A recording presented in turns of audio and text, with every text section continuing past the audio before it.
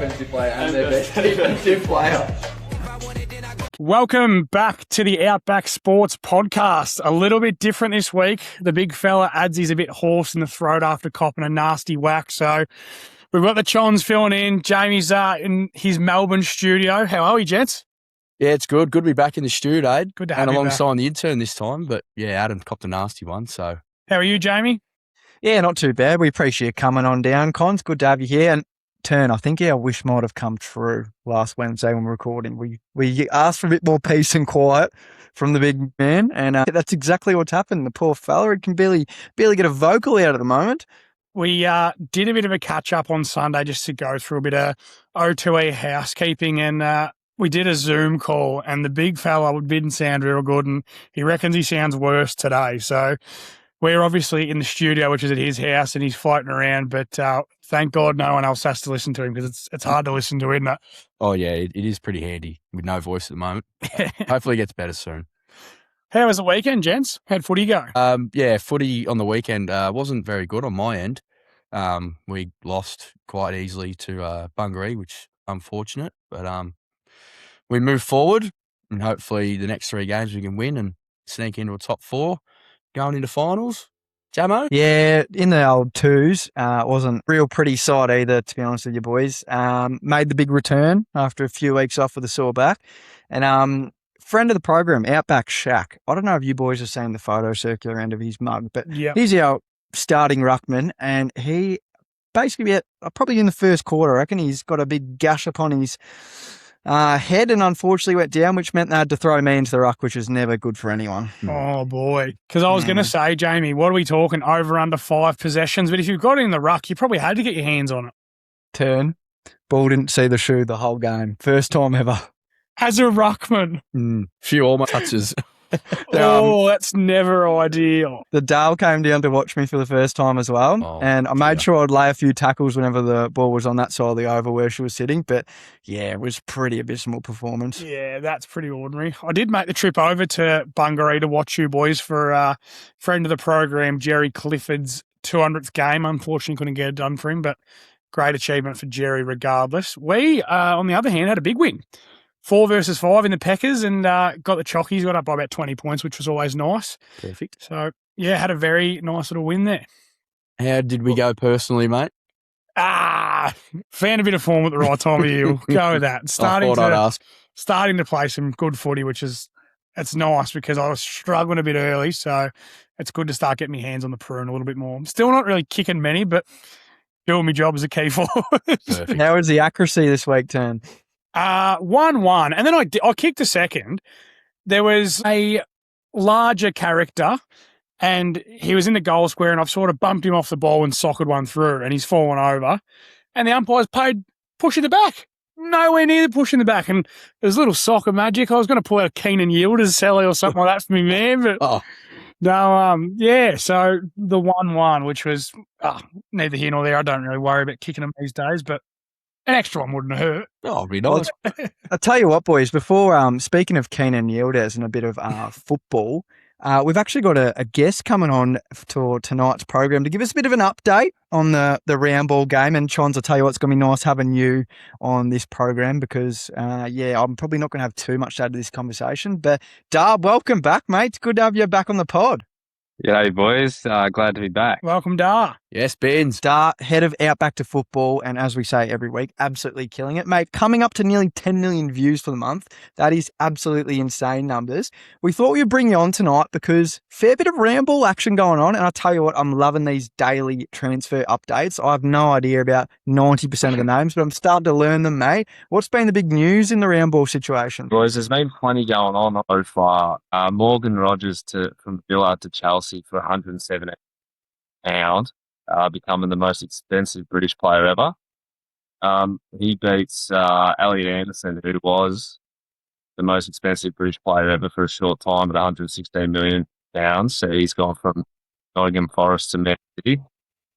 Spurs have got a big 3. They've gone Sandro Tonali from Newcastle, Mateus Fernandes from the recently relegated West Ham, and Jan Paul van Hecker. He joins from Brighton. He joins back up with Robert Zerbi there at Spurs. Anthony Gordon's gone from Newcastle United to Barcelona for £69 million. He impressed through the World Cup, so I think over there in Barcelona he could do well. One for me, a personal one, Casper Howe from Bodo Glimt to Celtic for $11 million. That's pretty exciting for our Celtic supporters. Getting a nice striker in. And then potentially my signing of the summer and one to watch. I think Johan Amby from Freiburg to Villa for €50 million, just a bit under 51 million. I think he could potentially be the signing of the summer. Really going to be one to watch. He impressed at the World Cup for Switzerland, and I think he could be a serious player. Outside of that, look, there's a hell of a lot more that's going to happen. Transfer window doesn't close until September 1st. So that's 2 to 3 rounds after most leagues play. But looks like Jan Diamande is probably certainly going to go to Real Madrid for €100 million in the next couple of days. And Bradman Barkla looks like he's set to join probably Liverpool at this stage from Paris Saint-Germain, but he hasn't signed a new contract with PSG. So that deal looks like it's probably going to get done at some stage. All right, Darb. So basically what I'm hearing is that my Geordie boys have lost 2 and we haven't picked anyone up, which is good. Yeah, you guys define in the transfer window. 2 of your best players are gone, and we haven't picked anything up. That's great. I haven't seen too many strong rumours either, so you probably want to get to work a bit there, I reckon. Yeah, beautiful. What do you think, Chop? No, yeah, I agree. It's a lot of good transfers. Yeah, the Morgan Rogers one to Chelsea is really impressive. Linking up with his close mate Cole Palmer, who I've known for a long time. And Spurs, I really think they're cooking with their 3. I think they've got a little pickup in there too. Senesi, I think his name is, but they're looking to get back higher up the table in the Prem this year. But no, very good. And it just goes to show the World Cup just helps a lot of players. If you do well in the tournament, you get a bit of money for it. Yeah, that's right. I don't think Spurs were too happy with nearly being relegated last season. They look like they've splashed a bit of cash around, want to get back up the table a bit. But seems like most of the activity has been with the English clubs. So I feel like there could be a bit more of that trend happening too. Absolute casual Darb that supports Chelsea because of Didier Drogba. Tell me a little bit about old Morgan Rogers. What sort of rating are we looking at FIFA? What position does he play? What's his pace? He plays on a wing. He'll a winger up front. He's gonna he's gonna bring a lot to Chelsea. He's obviously a good player at £117 million. He's just gonna add a lot more speed and finishing. Really, he's you saw the games that he played for England at the World Cup. I think he started that last game where they scored 6 goals.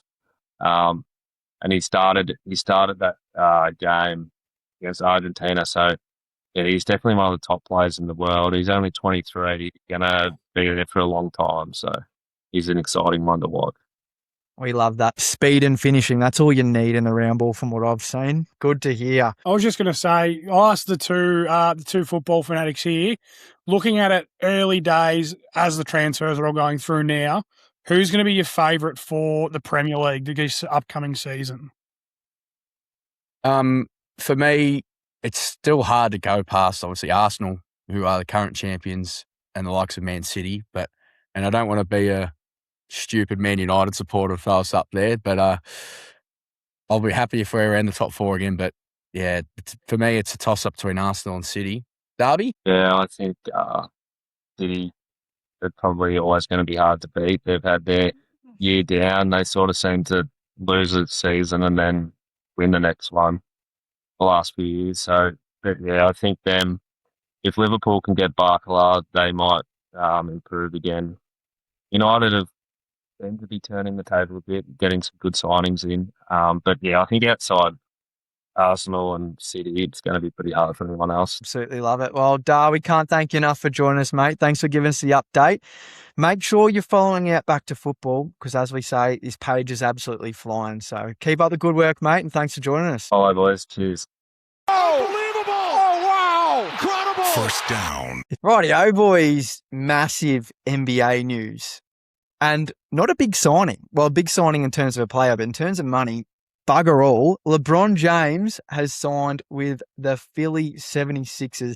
I did not see this coming. This was, how left field was this? I couldn't believe it. Cleveland. I was 100% sold that he was going back to Cleveland. Yeah, I thought he'd go back to a previous team, but clearly not. Probably looking for a chip, I think. Well, to add to his 4 that he's already got, he's going to a massive contender. What was the final deal in the end, Jamie? It was 2 years, $8 million. So basically the minimum there, $4 million. So he signed for 2 years, which I found was quite interesting. I thought he'd sign a 1 year deal. Me and Adam are obviously big Cavs fans, or big casual Cavs fans, probably more likely these days. But we were gunning for LeBron to come home, and I could not believe that he's turned his back on Ohio. He's turned his back on Akron again. God, this man frustrates me. And I just don't know if he's actually going to find that success there in Philly. Like, they do have a nice team, but I can't really see how it's going to gel and how they're going to beat either your OKC turn or this up-and-coming Spurs, or how can you go past the Knicks again after the year they just had? Yeah, it's a good point. Like, I think he's obviously a massive signing for them. Like, yes, we know how old he's getting and whatever, but you add him to be somewhat more of a role player alongside Jaylen Brown, Joel Embiid, Tyrese Maxey. Like, I think it's a good signing for him. He's going to probably, like you said, it's a 2 year deal. He's probably going to get his best out of playing in a contending team where he's a chance to win that next chip. So I think it's a pretty good fit personally, but yeah, it's hard to say early what it looks like until you start seeing him play, I think. Conzi, anything from you? No, I'll just echo that, mate. It's it's LeBron James, isn't it? So he's just going to get the ball in his hands, and he's obviously a leader. So yeah, why not? What do you think, Jamie? Yeah, I don't think it's the right decision for him. I think he would have had more success if he came back to Cavs. That's an extremely biased opinion. The thing for me is just how this team is going to gel. Like, what is LeBron's role going to be? Is it this smart signing a 2 year? Is he going to play a lot more limited minutes? Is he going to take more of a role? The LeBron James we've seen throughout his whole long career so far, he finds a way just to get the ball in his mitts and sort of take over and be a bit of a funnel. So I don't know how this is going to work. I don't even know what position is he going to play. I guess like that sort of power forward position. Can he sort of hold up at the power forward position at his age? A lot of questions around this. Great signing for them because you get him for nothing. And also you get the superstar Bronny James Jr. will come along with him there. Hold down the G League for him. And yeah, I'm not too sure, boys. It's going to be interesting to see how it plays out. Definitely caught everyone by surprise, though, I think. 100%, mate. Moving on. And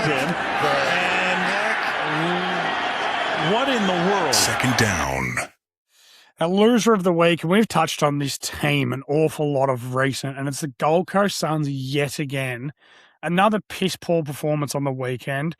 But the part that stood out to me is obviously the Petrarca-Lombard incident, where Trax obviously sprayed a second-year player, not happy with the way that he's gone about something, and Lombard's pretty well reacted with, fuck off. And I just think it's starting to go from bad to worse for the Suns. Like, it was a very winnable game from on the weekend. At times they looked really good, but then once again just couldn't find a way to win. We talk so much about how strong their list is, the amount of talent that they've got there, but it's starting to show that there's so many more issues there. You look at Petrarca, he's obviously gone there thinking he's getting out of the Melbourne bubble, he's getting away from whatever issues he thought were at Melbourne, but it's all a case of the grass isn't always greener on the other side, because now they're not going very well. We already know that King's going to go, Humphrey's going to go. They look like they're going to really fall apart. They had the off-field incident with Jamara at Origin. It just sort of seems like they're very dysfunctional and divided at the moment, and I don't really see how this gets any better from any time soon. What do you boys think? Yeah, it's not a very good look at the moment, especially after the highs of the start of the season, the 4 wins early, and then getting Petrarca and this and that and Jamara. But I just think they're not quite a champion team. They're a team full of champions, a bit me. So it's not looking the best. And old Petrarca spraying a second-year player is not a very good look. And I didn't mind that from Lombard, a bit of a fuck off. So, Cop that. Yeah, I don't mind that. So how about, you just worry about fucking getting a couple of wins, CP. And pissed me off too. I tipped the fuckers. So do I. And what was it? 8? Is it 8 in a row? 9 in a row? 8 in a row now they've lost. Yeah, it's dire. And like you said, the 2 are leaving.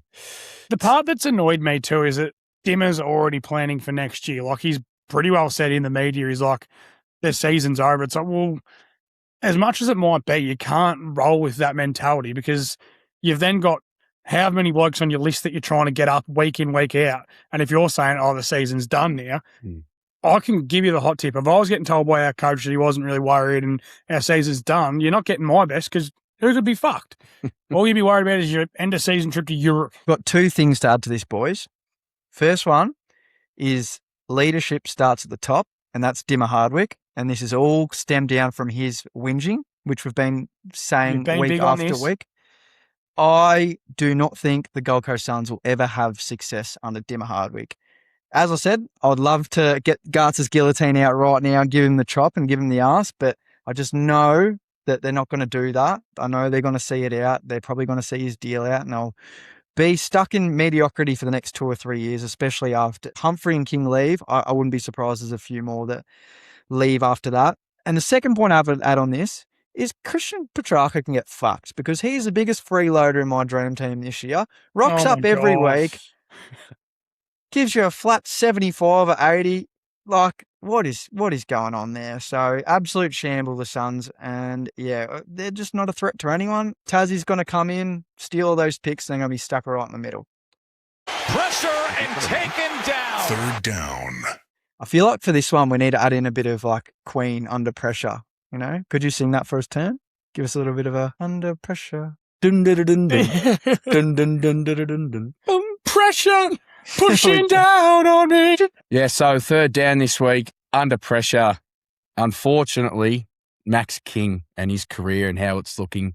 Obviously, a lot of time off with his knee and a hamstring injury. Come back and what you thought he'd be 100%, obviously going straight back into the senior side, not playing VFL this time round. And what was it? First 2 quarters, he got in, couple touches, and bang, goes the string. Same hamstring as well. The same one. So it's not looking great at the moment for him, but he's still young but yeah, just his career at the moment seems a bit under pressure. Yeah, I don't think it was the right call from St Kilda. Like, even if he was getting through training and whatever, like, the standard between going from training at local level to playing a game's massive, whereas the fast pace of playing at the highest level, if you're not 100% right, you can just tell what happens. So it's really unfortunate for him. His season's over yet again. And like you say, yeah, he's the rest of his career, what does it look like? Like you said, he's still got a lot of time on his side, and there has been forwards that have had big injuries early and still managed to go on with their career. Like Charlie Curnow was injured a lot early in his career, and now look at him. He's probably going to win his, second, third Coleman. So you can see that forwards still can get right, but yeah, it's pretty ordinary from the Saints, I thought. And yeah, feeling for Max King now. What do you think, Jamie? My housemate, shout out to Lincoln, is a diehard Saints fan. Feel pretty average for him as it is, but he was there at the game. I've never seen a man so geared up just to watch his boy Max King finally come back, and got to watch him for basically 2 quarters. I don't know why they brought him back. They probably should have just kept him on ice for the rest of the year anyway. I know that's really easy to say now, but for a guy like that who could be so valuable, like look what his twin brother's doing. And Max was taken before Ben in the draft. That he was touted to be the guy. Oh, yeah, it's a real sticky situation. Like, you're paying him a lot of money to be there, and you're paying him a lot of money to kick goals, but he's given you absolutely nothing. I think they just really have to tread carefully going this next season, make sure he puts in a good body of work before they put him out there in the park, because rushing him back, everyone said it before it happened. It was never the answer. No one probably predicted that he was going to get injured straight away in the second quarter, but look what happens after that. So very disappointing for the Saints fan, and very disappointing for Max King as well. You can't help but feel for a bloke like that that's putting in all the hard yards but can't stay out there on the park. McAfee bangs him out of bounds. Fourth down. Well, on a lighter note, and it does go back to the Gold Coast Suns, but I'm calling this goal of the year early. Noah Anderson's goal on the weekend, unbelievable. Little shake and bake, little shimmy, beats 1, beats 2, has a bounce, steps around and lights them up. Goal of the year, I'm calling it early. Very early, and yeah, absolutely. Why not? Yeah, I reckon he got 3 or 4 blokes he bet, I reckon, by the end of it. Unbelievable. And the worst part was I was listening to Triple M Sunday Rub this morning. Listen to that every Monday first thing when I get in the car for work. And they played BT's call of it, and BT thought it was only okay. Oh, Brian. Brian, it's the fucking goal of the year, brother. Come on, Bristle. Come on, Brian. It's no good from Brian there. It's nice to have a positive note for the Suns. Negative note, if his father had played 2 more games for Hawthorn, he'd be been brown and gold and probably going on to win a premiership this year. But anyway, good on Noah Anderson. He's a gun to watch, isn't he? He's so good. We didn't have this on the run sheet either, but I'm going to give a little honourable mention for our highlight play this weekend too, because it deserves it.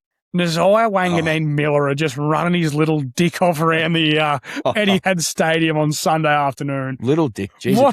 Wasn't that a delight to watch? It's absolutely crazy, isn't it? Like, and thank fuck he plays for St Kilda because, gee whiz, what was it? 46 and 4. 40 odd and 4. Wow. Yeah. 46 and 4. Controversial. How is he not at least in the top 3 players in the comp? Like, that does not get enough talk. Like, it's all about Dacor. Spontan Pally always gets his flowers, as they should, both those guys. But for me, Nasiah is easily the 3rd best player in the comp. Yeah, you're going to find it hard for me to argue with you there. Yes, definitely a shout. Now that Butters is obviously a bit injured at the moment, and after a game like that, wow. Unstoppable. They sent 3 people to him. He shook off 3 tags and had 46 and 4. What an absolute gun. He's had more touches in a quarter than you've had for the year, I think, Jamie. Correct. I can't argue with that, unfortunately. He's kicked more snags than me playing at full forward as well. And he's playing. He was probably got me coming too. More snags and ruck taps for you, Jamie, as well. It's definitely more than ruck taps. I definitely didn't have 4 ruck taps out the weekend. The old concrete boots Garts was not getting his hand on the mitt or his foot for that matter. But moving on, boys, we're bringing back a fan favourite segment. And I'll tell you what, there could be a number of nominees. But before we get into it, I am going to hit the stinger. Outback to Arsehole.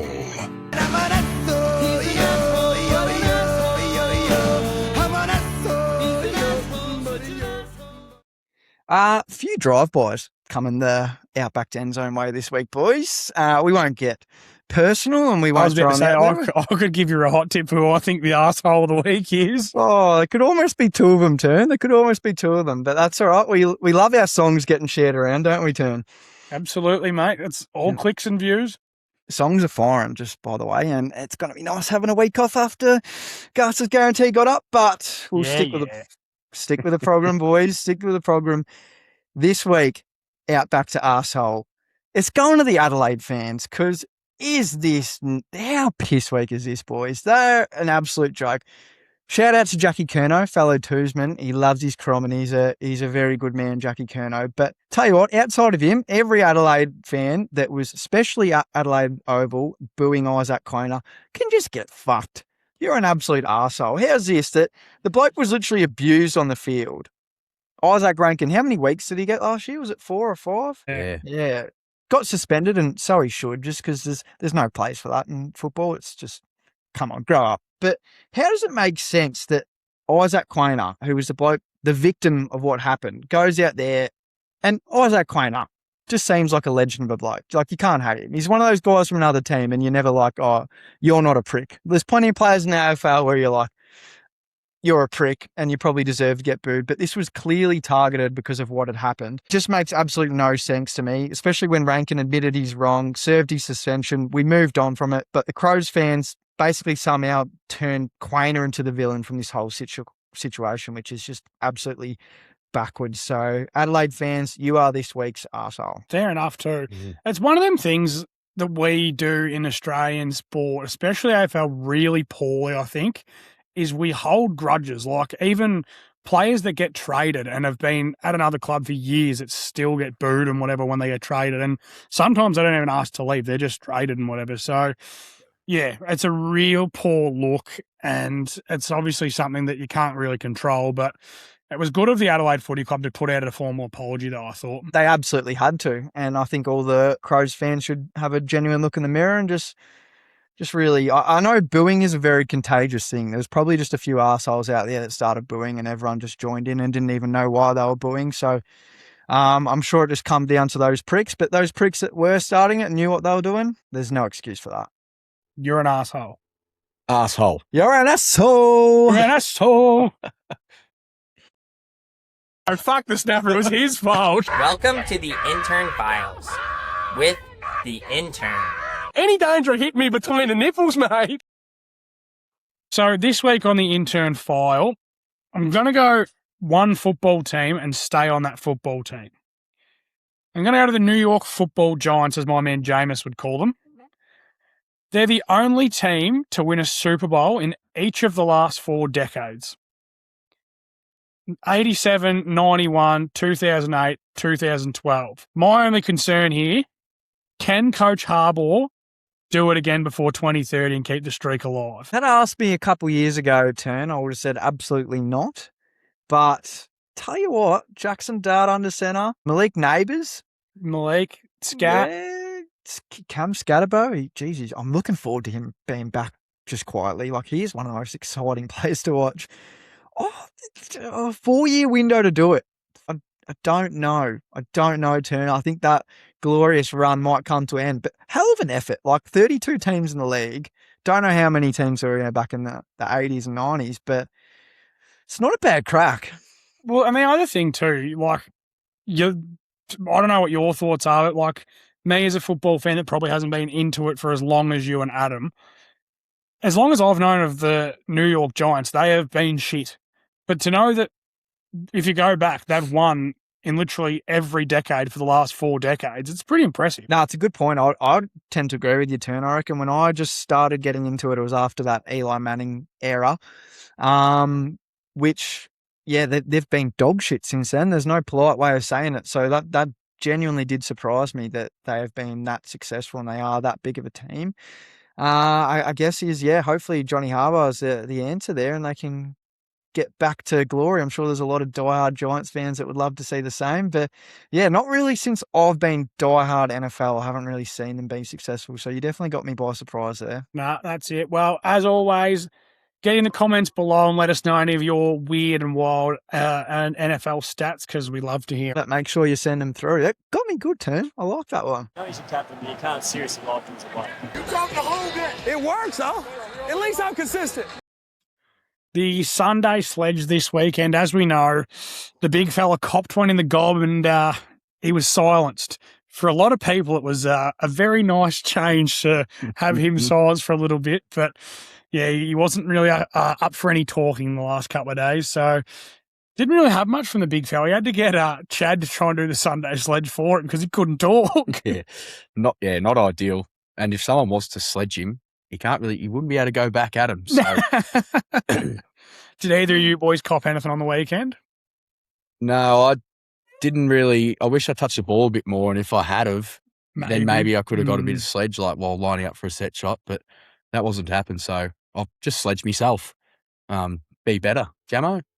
One of the great sledges that I saw come through was in the comment section of, I think, Adam's Sunday Sledge that his wife, Jay, might be coming as a podcast replacement. So she got in there in the comments and she said, boys, put me in.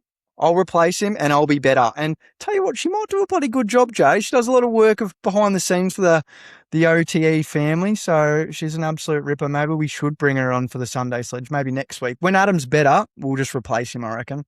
She would probably have a lot of sledges to say to the big fella too. She might get him, I reckon. I didn't really cop too much. I had a couple of set shots and got a little bit, just your standard sort of whatever. But the one that I liked the most was first quarter Saturday. I'd started pretty well, and got my hands on a little bit. And then second quarter, a fella that I know walked up to me and he stood next to me and he goes, well, this is me for the rest of the day, Murph. And I said, what, you've just been told to stand next to me all day? He goes, yeah, they said, don't worry about trying to get the footy. Just make sure he doesn't get a kick. And I said, oh, it's about time or something. He said, don't let it get to your head. Too late. It already had. Oh, that's a good one. Always nice when you get told. Well, Jamie, I don't know when the last time it would have happened for you. Conzi, you would have experienced it where someone gets told to stand next to you for the rest of the day and just make sure they don't get a kick. It's a very nice feeling. It is good. How did he go? Not too bad. He wasn't in the best players, though. Yeah, well, there's your answer. There's your answer. But as always, same as the intern file, if you've got any sledges, get them in because we do like to hear them. And then if the big fella loses his voice again, we can just go back to the archive. But we're always in the DMs looking out for the next Sunday Sledge. So hopefully in the next week or two, we might have a special guest coming on to do one again. We love the special guests, especially on the Sunday Sledge. I'll tell you what, Burnsy and Matty Short, absolute stars. How good were those ones? Got another cricketer, another Victorian cricketer in the lineups too, hopefully. So we won't give too much away there, but hopefully we can have another state cricketer on soon. Look out. Love to hear it. Well, moving on, boys. Conzi, you're taking the reins on Toohey's This or That this week. No stinger yet for Toohey's This or That. Been a bit busy, the stinger maker. So take the reins, Conzi. What do we got? Yeah, so Toohey's This or That. I've just got a couple of questions for you boys on the NFL game. Oh, so first question I've got for you, Aid. We'll go to you here. Yep. What Australian stadium should host the NFL? The MCG or Allianz? Sorry, brother, but you couldn't have come up with that because it's a G. Oh, yeah, 100,000 in the house. Pack them in there. There's a lot of NFL fans down here. So, I get that Allianz works because it's built like an NFL stadium, the rectangle. Fuck that off. Get as many fans as you can in there. We've already seen what Origin looks like. You said it yourself. It'll be fine to watch the NFL there. So, easy answer, MCG. I'm with you. Now to you, Jamo. So the NFL has 9 international games in 7 countries. Should there be more or less? Absolutely more. But I'm going to narrow in and just say more in Australia. I can't believe it's taken this long for the game to actually finally come here. And I'm very grateful it has. And I'm grateful we're going to see more games the next few years. But 1 is not enough for me. I want to see at least 3 or 4 spaced throughout the year. Get over the 18 hours of travel. We do it all the time. Turn for Outback 10 Zone, getting over there. I get it. There's a bit of jet lag involved. I get it. It's a bit annoying. But give the fans what they want. The NFL are marketing themselves consistently as the world game and winning the world championship. Put your money where your mouth is and keep investing in not just putting it around the world, but more Australia games. That's what I want to see. And I would love to see them all at the MCG, but I think we should spread it around. Send one over to Optus over in Perth. Get it up at Allianz Stadium. The NFL needs to be more in Australia. Couldn't agree more, Jamie. The whole jet lag thing too, I've decided it's bullshit. We found the solution for it. You just get hammered. Works. Absolutely. And also these players, they're coming over. They've got the extra leg room. They've got the reclining couch. We're packed in like sardines next to each other for about 18 hours and got 0 complaints out of us. So I think they've got nothing to whinge about. Righto, we'll head back to you, intern here. We're going in during season here. Cool. So who should start? And we're going out of JJ McCarthy or my man, and I know my answer, ex-Cardinal, Kyler Murray. Yes, we're going to the Vikings quarterback situation. This is a good one too. It's got to be Kyler, and I don't think it's close either. Like, JJ has not shown anything in his time that he started. The one that makes me worry the most about the Vikings is Justin Jefferson. If he doesn't get a good quarterback sometime soon, he's going to want to fuck off. So in order to keep him around, I think they have to start Kyler. He's got more experience. He's a Heisman Trophy winner. Kyler at his best is a star. He's a fucking seriously good quarterback. Get him in, hope that he can get back to his best because he's really good to watch when he's at his best. He's had a few down years, but I think that's an easy one. It's got to be Kyler for me. Superstar. Strongly disagree with you there, Turn. Kyler Murray is a great Madden quarterback, but he cannot see over the offensive line. He's 5'0". I don't care if they list him at 5'9". He's not 5'9". He is absolutely tiny. He's more obsessed with playing video games than anything else. JJ McCarthy's played 1 year in the league, injured his first year, thrown to the Wolves last year. I get it. It's a great situation for a Vikings quarterback. I get it. He had a real rough year, but you've just got to invest in the guy that you drafted in the first round that showed the promise and showed the talent. How many quarterbacks have we seen have a terrible first season and then go on to be absolute stars? Absolutely plenty. So I think JJ is going to have a massive year. It's good they've got Kyler Murray there for a bit of depth, but JJ's your man if you're a Vikings fan. Kyler might be 5'9", but at least he's not fucking scared JJ's petrified of being any physical contact. He shits himself. Yeah, well, I also don't think Kyle can get through a full season healthy either. So I think you're going to see JJ regardless. And I reckon he's going to show a few people this year, Turn. Yeah, believe it when I see it. Kyler Murray for me. And strong opinion on that one, Jamo. So give me your thoughts on this next duo. Deshaun Watson, who should start, or Shedeur Sanders? Give him the Browns question. 100% should be Shedeur Sanders. Deshaun was a massive mistake. I get that they've tied up so much money into him, but one, he's injury riddled and he's come back, and when he has been healthy, he's been absolutely shit. Don't think he wants to be there. Tied up with too many personal issues. Shedeur was going to be a top 10 pick before the whole situation in the draft that happened. Treat him like he's a top 10 pick. Give him the starting role this year. Let him play it out. The Browns are going to be shit regardless, so you may as well see what you've got in your young talent rather than your old bloke that used to be good. That's all I see Deshaun Watson being. So I think personally that the Browns couldn't move on quicker from Deshaun Watson, and I think they would have already moved on from him. They weren't tied to a stupid guaranteed deal that somehow got signed. So give me Shedeur this season, Chance. Well, I mean, we'll give him a little bit of the hot seat here. Intern, your mob. I was about to say Thoughts? you shouldn't, because I'll turn into the Browns podcast again. I actually agree with Jamie on this one. Watson's had his time. A lot of word coming out of Brown's camp is that Watson does actually look really good, but Sanders showed some glimpses of being a star player last year. I think if you give him a full season, like Jamie said, we're going to be shit. But give him a full season to play, find his feet, learn, get experience. I think Shedeur Sanders is going to be a good football player. He just needs time, and realistically, we're going to be no good. So Deshaun Watson's not going to win us any more games than what Shedeur Sanders would. So bide our time, cop the L with Deshaun, but get rid of him as soon as we can. I don't care if we get a packet of chips in return. Oh, you'd take a packet of chips at this point and a washing machine that doesn't work. But also on that turn, last season, the Browns quarterback room was an absolute joke. You had about 17 quarterbacks in there through the preseason. Shedeur wasn't even seeing snaps throughout training camp last year. So I'm very excited to see what a full preseason looks like for him fully knowing that offense, for him being trusted, saying, hey, you are competing for this QB1 situation. I think we're going to see him take a massive leap this year. And I'm not saying he's going to be a top 10, top 15 quarterback this season, but he's definitely got the potential to be in the future. So you got to see what you got there, don't you? 100%. Couldn't agree more. Shedeur Riley Sanders, it is. I like it. All right, we'll go back to you here, Intern. So, Bo Nix or Lamar Jackson? Yeah, this one I think is ridiculous.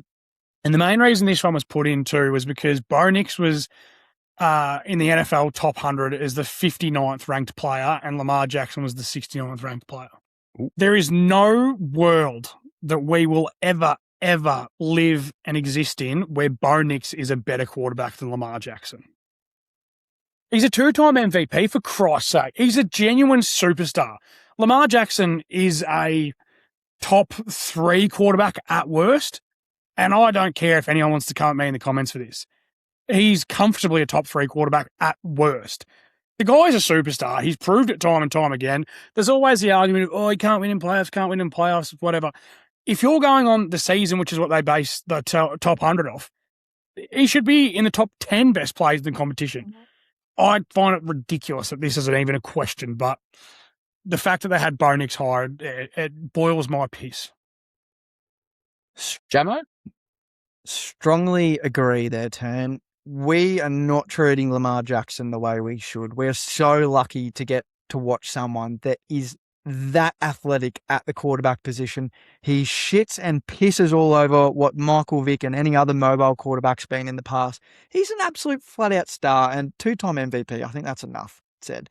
Bo, young, good talent, would happily have him as a quarterback for most teams, but he's nowhere near the level of Lamar Jackson. I think it's so disrespectful, the fact that they had Lamar Jackson that deep in the NFL top 100, which shows the NFL top 100 is a complete joke. The Ravens are a divisional rival of the Browns, one of our arch rivals. And you should hate the bloke. I love watching Ravens football because of that guy. Lamar is that good to watch.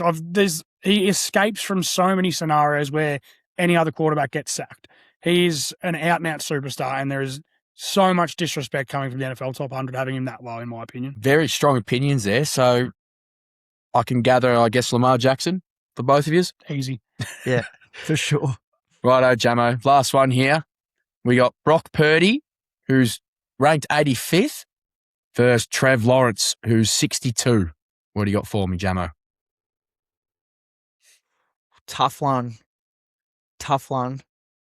Once again, divisional rival here, the Jags. God, I hate the Jags. Do you know what? I've given Trevor Lawrence, I've backed him more than I should have on this podcast, especially when Adam's QB pyramid situation, one of the hardest things I've ever had to sit through. Which we then proved you wrong. Which you did prove me wrong. And this is going to sound like I'm backtracking here, but I'm taking Brock Purdy every day of the week over Trevor Lawrence. And the main reason here is also just a lot of disrespect goes Brock Purdy's way. And it goes back to him being the last pick in the draft and saying Mr. Irrelevant. And people just saying, oh, he's just a facilitator and he's there just to run the offense and give it to the guns. But fuck, he does it well. Like, I've not seen that from Trevor Lawrence. I can't see Trevor Lawrence leading the Jags anywhere near a Super Bowl in his career. But on the alternative, I could 100% see the Niners going on a deep run and Brock Purdy leading them there this year. So give me Brock Purdy by a paddock. I can't believe that you thought this was a tough question, Jamie. Yeah, I was going to say, you started off with, geez, this is tough. And then you've gone, give me Brock Purdy by a paddock. And so I was just a bit confused. Just teasing you, boys. Just teasing you. I don't think it's remotely close. Like you say, people say, oh, Purdy's a game manager. He's fucking good at it and he wins. Look at how good the Niners have been under Purdy. They had Garoppolo, who they thought was their man, and they couldn't have booted him any quicker when Purdy started playing football. He is a genuine superstar. Yes, I know he's got a lot of good weapons around him, but I seriously think Purdy is a genuine star. He's a top 15 quarterback in the league comfortably, I think. Yes, he might be, people say he's a game manager, but he is good at it and he wins football games. And that's, at the end of the day, that's what matters. I find this is a ridiculous question again. And the fact that he's ranked even as low as 85, I find ridiculous too. Trevor Lawrence, I think, is nearly the most overrated quarterback in the competition. I'll tell you what, Turn, you've just given me a thought and I've just put it all together. And next podcast, I might have to get the whiteboard out and draw it out for you boys. But there's almost like a graph that I can see of quarterbacks. I'm going to call it the underrated to overrated graph. And I feel I like this. So many quarterbacks go through this underrated to overrated situation. Like, it's almost like there's not many quarterbacks out there that have never been both at some point in their career.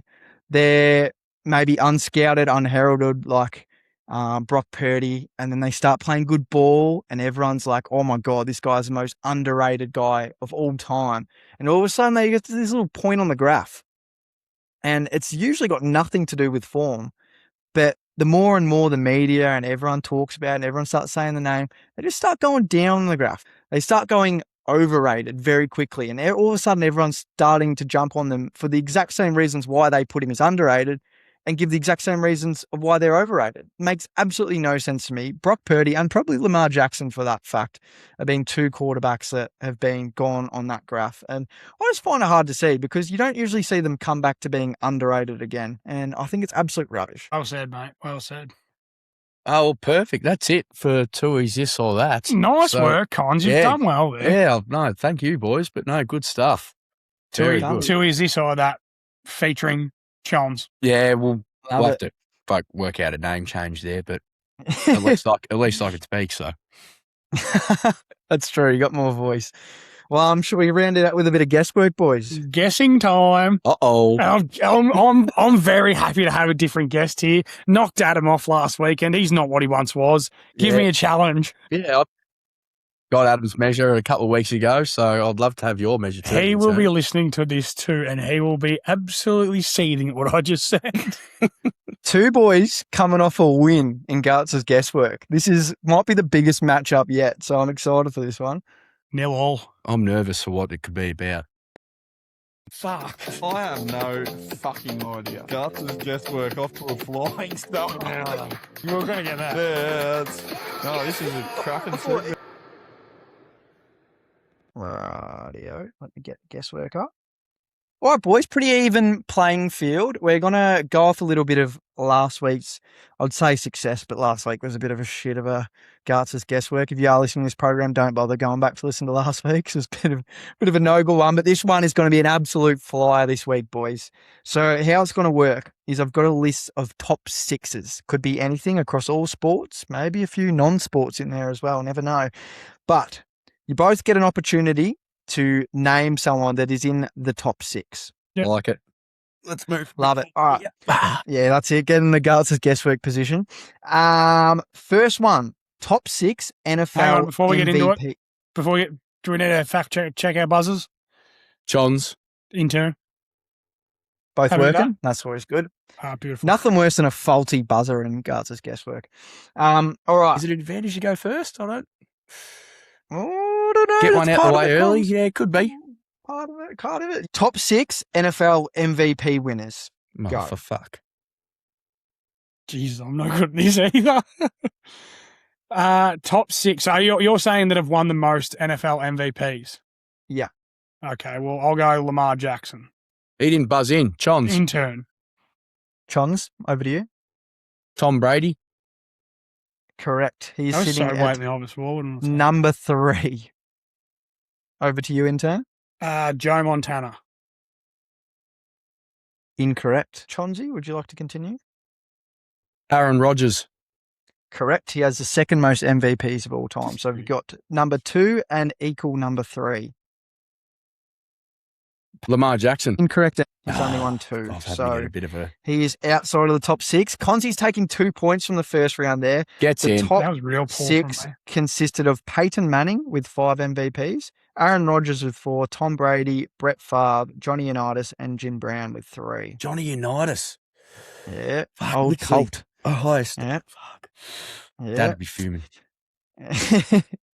Question number 2. Top 6 NBA MVP winners. Go. Intern. LeBron James. Correct at number 4. Michael Jordan. Correct at number 2.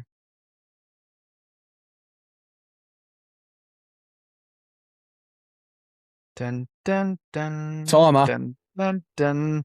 Dun, dun, dun, dun, dun. It's got to be Back to you. Tim timer. Duncan. Has No. to be a timer. No, that's time. I've called time. Back to you, Conzi. Oh, I'm going to go Wilt Chamberlain. Correct at number 5. I'm shocked at this. Conzi, keep going, mate. Magic Johnson. Not in the top 6. That's ridiculous. It's another 2 points, though. Magic Johnson only won 3 MVP awards, so that would not have him. Number 1, we had Kareem Abdul-Jabbar. Number 2, Michael Jordan. Number 3, Bill Russell. Number 4, LeBron. Number 5, Wilt Chamberlain. And number 6, Nikola Jokic. Score check 4-1. Question number 3. Top 6 most followed athletes on Instagram as of July 2026. Go. Johns. Steph Curry. Incorrect. Intern. Cristiano Ronaldo. Correct at number 1. Lionel Messi. Correct at number 2. Kylian Mbappe. Correct at number 6. Why didn't I go down? LeBron James. Correct at number 5. Oh, I've got one that I want to say, but I just don't think it's right. Run with it. 3. Simone 2. Biles. Incorrect. Oh, what a I thought they would have had to be Thinking. female. That is a great run. But that's there, a swing, isn't it? Turd. Was that? He's How many is that? leveled 4 it. or 5? This could You've be taken the 5-4. lead. 5-4. What an it. Why did I stay on basketball route? Ronaldo at 677 million. Messi at 514. Virat Kohli at number 3, 274. Neymar at number 4, Fucking 231. Go soccer, you idiot. LeBron at 160 million at 5, and Mbappe at number 6, 126 million. It was always going Okay. to be football. Yeah, I don't know what. I had basketball off the last round. Shit excuse. 5-4. Move on. Oh, I'm this is getting fuming. interesting. This is getting I'm interesting. fuming. Coming harder than Johnny Sins over here. Oh, Question number 4. Top 6 countries by Olympic gold medals. Intern, USA. Correct, Intern. Number 1, USA. Chon's. Well, it's me anyway, ain't it? China?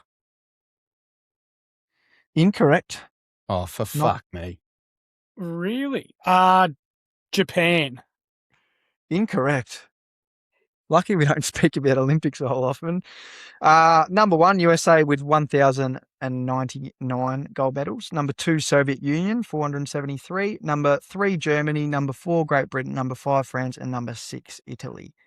What is the score, boys? 6-4. 6-4. 2 more questions.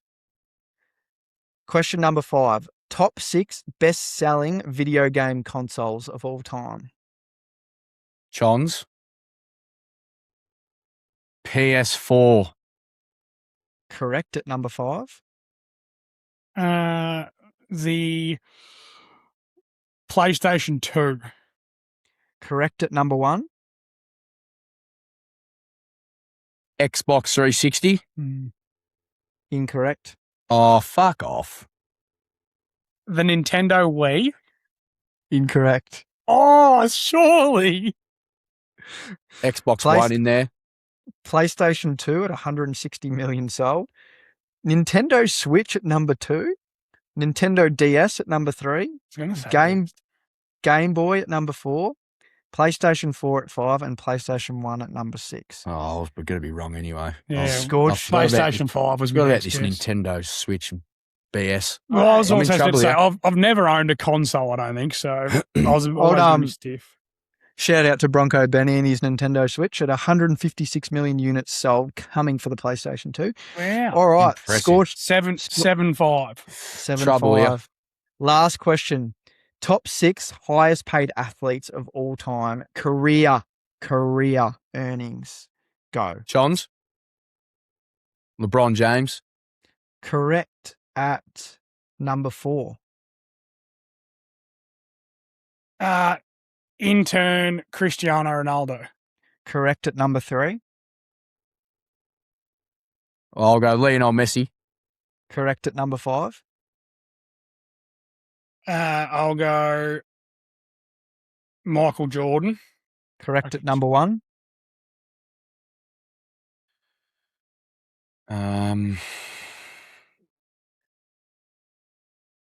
Neymar. Incorrect. I'm out. And that's game. That is game, set, and match. Congratulations. Well, there's 2 more to get, isn't there? There's 2 more there. There is, mate. You can't keep going. Tiger Woods. Correct at number 2. There's 1 left.